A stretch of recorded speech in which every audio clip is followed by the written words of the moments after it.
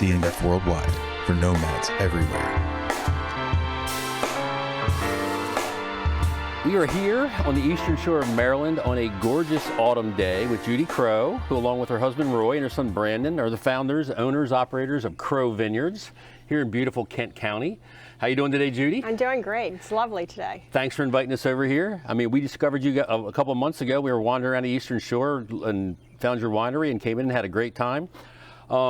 So we came here to talk to you today about a number of things. First of all, can you give us a little background on how you and your family got involved in starting this vineyard? Well, it happened about 12 years ago. Roy and I met. The farm has been in Roy's family for 3 generations. And when I met him 12 years ago, he had sold his dairy herd and he was trying to figure out what to do with the farm. So I, working with him, reinvented a farm, and we created a sustainability plan that involved growing grapes. We thought first we would be grape growers, and then we renovated the main house and made a bed and breakfast. And then our son came and joined us, and that gave us energy. we were headed for retirement, and he came in and gave us some energy and sort of spurred us on to think about making wine. And then we have Angus beef. That's another part of our puzzle here. We raise grass-fed Angus beef and sell that in the tasting room. So we've sort of taken the 365 acres, reinvented it, and created what we call an agritourism opportunity for people to come and spend some time with us. Okay, so you just shared a whole lot with us there in a real short amount of time. So let's just take a step back and walk through this piece by piece. First of all, so you and your husband were considering retirement. And now, what was it that prompted you guys to say, yeah, we're going to take this on? Because this is a lot of work. Yeah, it's a lot of work. I think Roy's passion for the farm, and I grew up on a farm and then swore I'd never marry a farmer. So my Careful what you say, ideals never. are a little different. But I think his passion to want to restore the farm and keep it so that it would be for the next generation and generations to come. And farmers have an opportunity to consider land preservation, which he had done a little bit of that. And I don't know, we put our heads together, and this is land preservation for us. Planting the grapes, 12.5 acres of grapes. Nobody's going to build houses on that. No. 100 head of Angus beef on 75 acres. Nobody's going to tear fences down and want to build houses there. So it all kind of clicks together. And bringing tourists here, that's the other thing, is when we first got in the business, people were like, well, who's going to come out here? But we have many folks from metropolitan areas, New York, Philadelphia, that want to just come and learn about farming and learn about grape growing and winemaking. Yeah, so for people who aren't familiar with the eastern shore of Maryland, especially the upper shore, because there's millions of people who cross the Chesapeake Bay Bridge every year and make a hard right and head straight to the beaches. Yeah. And we have a whole campaign coming up here in the next few months going, turn left, you can turn left, Yeah. And there's more up the shore. This is an extremely rural, very beautiful area. Yet, and I've done my homework on this, within 50 miles of what is defined as the Delmarva Peninsula, there are over 22 million people within 50 miles from Virginia Beach up to Philadelphia. So for those of you who aren't familiar with the area, it's not far away from you if you live in the mid-Atlantic. It's not a long drive, and it is a totally gorgeous drive and a totally gorgeous place to come to. And you find people like Judy and beautiful vineyards like this. I was going to say, so we talked about your retirement piece. Why did you make the choices that you made? So you say you've done all this research and you decided to go with the grapes and the beef. So you've got the cattle, you've got the vineyards, you've got the soybean and the other things. What was the thought process that went into deciding exactly which things you were going to do? Well, first we looked at what he had. He had 10 Angus beef, so we thought we could create a marketing plan and grow the herd. So that's how we came up with that. Then there was quite a bit of effort about 12 or 13 years ago in our county for farmers to consider grape growing. And Roy is a diehard farmer, and for him that brought a little excitement back. After years of milking cows and corn and soybeans, he wasn't super excited about wanting to do something at the farm. And now that has spurred some interest for him. So we say the reason the rows are so straight is because Roy guided every step of the way to make sure everything was perfect. And the reason they look so great is he and our son worked together to make sure that the product the grapes that are grown here are of high quality. Okay, so none of you, I take it, had been involved in the wine business or growing grapes prior to this. No. So how did you attain the necessary education to pull this off? Well, remember, Roy and I are approaching retirement age, and for me, you know, any job that I wanted to do, I always made sure, I'm from college administration, so I always made sure I had a cadre or a team of experienced people, and I found that young people bring a lot of energy and excitement to any project. So that was my first step, is to make sure that I had experienced people working with us.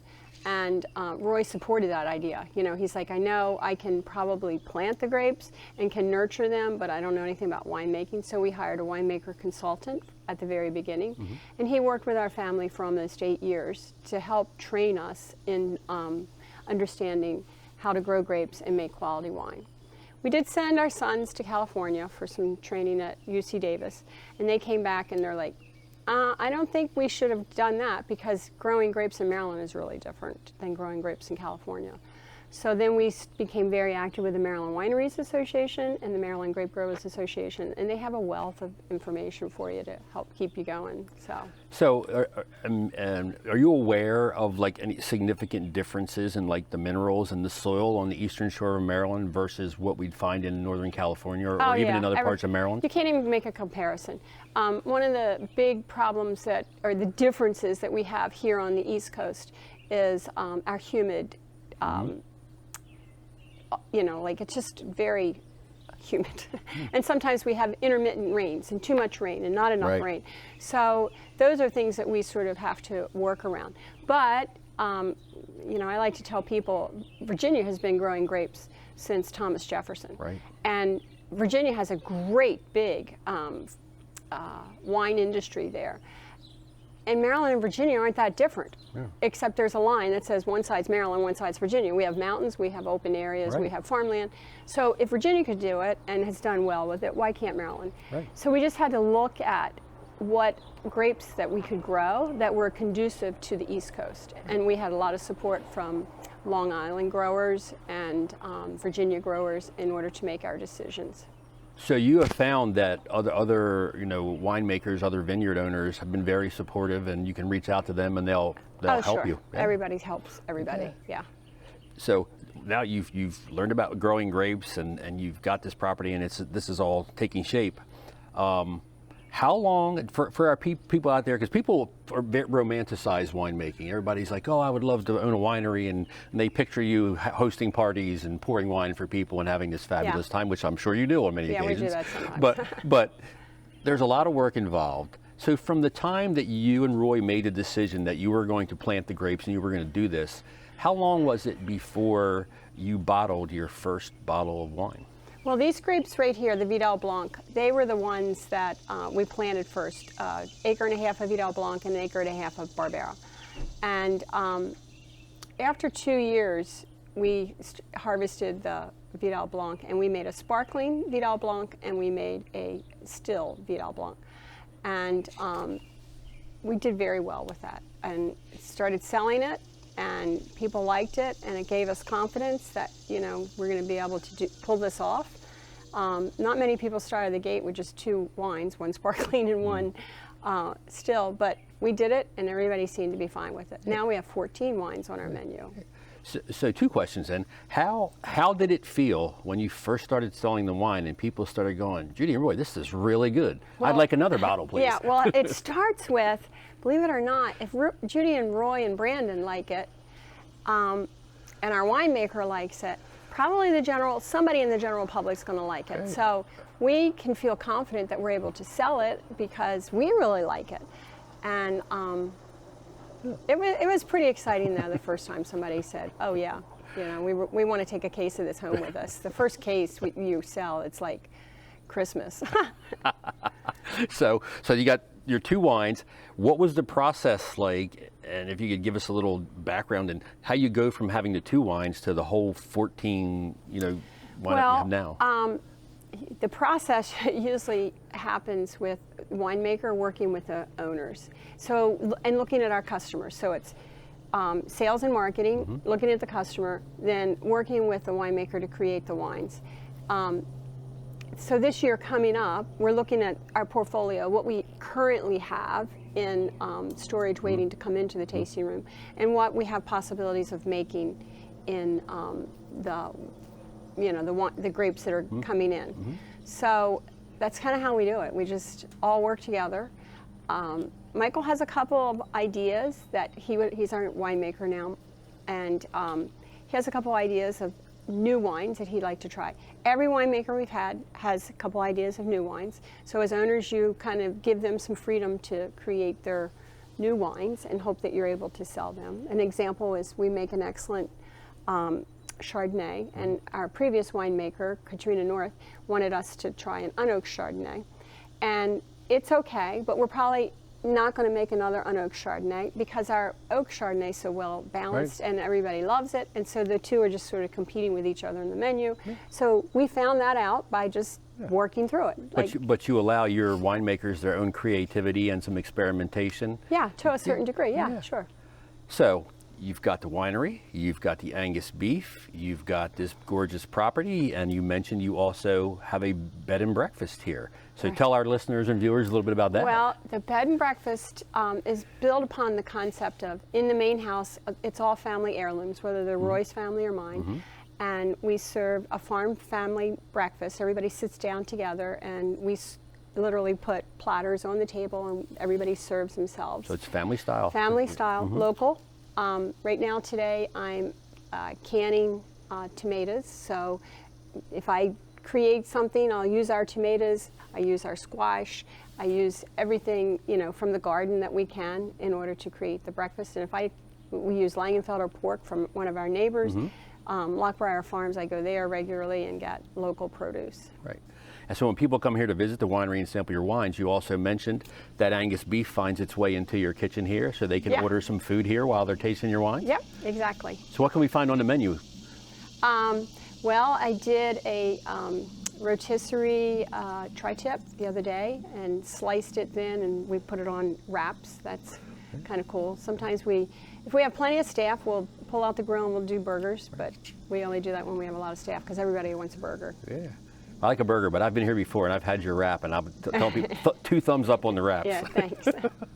So let's talk me. So you've got this wonderful property, and we've been talking about tourism here this morning and encouraging it in this part of Maryland. What sort of events does Crow Vineyards have to try to attract people to come here? Well, we always like to have an educational element in anything we do, whether it is our winemakers sharing information or the owners sharing information or tours of the vineyard or tours of the winery. And our events usually are pretty low-key with the music aspect because people come here and they want quiet and peace. Exactly. They want to hear what we're hearing today, the crickets and all that nice noise. And so we usually pair food, pair wine, and always have a little education, something around our event. Yeah. Another question that sprung to mind is, so when it's time to harvest all these grapes, how do you get the manpower to, because you hand harvest, right? We hand harvest. So how does that process work? It fits, the whole idea is that we want people to be involved, our community. So we have a volunteer list. We start signing up in January for harvest volunteers, and I think this year we have about 75 people that have said, I want to participate. Now keep in mind, harvest is over a period of from September until late October, and we could be harvesting in the morning for 3 hours, and then we don't harvest again for 3 more days or 2 more days. So we send out emails and say, we're harvesting, sign up. We have 6 slots available. The first 6 people sign up, and we keep doing that throughout the harvest season. And our son trains everybody before they go out. If they're here in the morning, they get a breakfast. If they're here in the afternoon, they get lunch. Fantastic. Okay, so tell us about some of the events you have coming up during your fall season here. So fall is really an exciting time for us. Not only are we gearing up for harvest, but we want the public to see what goes on during harvest. We have a Vines to Wine 5-course dinner where you will arrive, you'll spend a cocktail hour in the vineyard with our son learning about the grapes and how we're choosing what's ready and when we're going to harvest. And then we're going to have a cooking demonstration on the patio with Jerry Pellegrino from Socola Cooking School, and he's also on WYPR Radio. Heard of him. Hopefully he'll cook our beef. He'll whip up something, and we'll have a demo. And then we're having a 5-course paired dinner with Magnolia Catering, a local caterer. And the evening will end in the winery with Michael, our winemaker, talking about what it's like to get this winery ready for harvest. Okay, so you got the wines to vines, and also you have a 5K, I believe? We have a 5K coming up in September that, again, is run through the vineyard, and people get a chance to actually be a part of the vineyard during the race. And the other big thing we have is Crow Fest. So that's one of the things. We want to talk to you today, Judy, about Crow Fest 2019 coming up in September. Tell us all about it. So it's always the second Sunday in September. It's right before harvest. And we started that because everybody wants to stomp grapes. So yes, we do. Yeah, we created Roy made a stomping station, so the Future Farmers of America, we let them have the stomping station and the proceeds for that. We have a band, we have we have food, we have 25 or 30 local vendors, people that are selling local products come out here and set up. Alpacas will be here. That's a big draw for everybody. And it's just a fun time, you know, like to celebrate the harvest. Actually, one of the young men in the band last year created a song for us that we sing every year now that is sort of, the words sort of celebrate the harvest and join us in what we're doing here. So now we have a song to go along with it. There's a Crow Fest anthem. Anthem, yeah. Yeah. The Wine Spangled Banner or something. Yeah, something yeah. that. Something So like that. you said it's the second Sunday in September. Second Sunday in September. And it's tickets are available online? Tickets available online, and if you buy them in advance, they're cheaper than when you buy them at the door.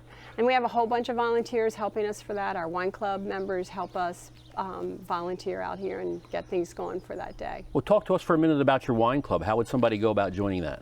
All you have to do is say, hey, I want to be a part of the plan. And when we designed our wine club, it's probably a little more broad than just wine. So 4 times a year, you agree to come out and have pick up your 3 bottles of wine that Roy, Brandon, Michael, and I choose for them. They're all pretty much new releases. And then we have a big party. It used to be the party was just on Friday night. Now we're so big, we have a Friday night party, a Saturday, and a Sunday. So you can come anytime during that weekend and pick up your wine pickup, have a party, meet other people, and then we do special events for our wine club. Last year we did a murder mystery night at Great Oak Manor. I'm sorry, it wasn't murder mystery, it was a comedy wine theater at Great Oak Manor where our wine club members could go and spend the weekend there. And then you get discounts on beef, discounts on B&B stays, discounts on new releases, discounts on wines, and of the sort. Yeah. So out here in the middle of beautiful Kent County on the eastern shore of Maryland, you've got a lot going on. Yeah. So people who see this and are interested to find out more, where can they go online to learn what's happening here at Crow Vineyards? They can go to crowvineyardandwinery.com.